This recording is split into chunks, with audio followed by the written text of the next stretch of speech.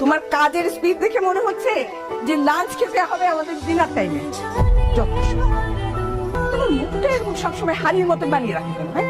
তোমার হাব ভাব দেখে মনে হয় বাইরের সমস্ত কাজকর্ম করে তারপর বাসায় এসে আবার রান্না বান্না করে।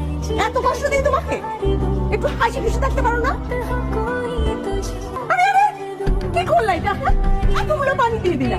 তোমার বাবা যে এত ঝোলালা তরকারি পছন্দ করে সে তুমি জানো না? এতদিন ধরে বলছি তোমাকে। আচ্ছা, তোমার মন থাকে কোথায়? হ্যাঁ, এতবার করে এক একটা কথা বলি তারপরে তুমি এগুলো মনে রাখতে পারো না?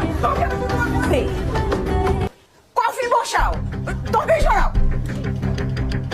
জিনিস বোঝে না, এত বছর ধরে কাজ করছে কিচ্ছু। আরে এটা কেন? এটা কি রাখা যায় না? হ্যাঁ, কোনো কিছু ঠিকঠাক মতো বলতে। এইরকম কথা শুনতে শুনতে বাড়ির বউটা একদিন প্রতিবাদী হয়ে ওঠে। তখন বাড়ির বউ হয়ে যায় খারাপ।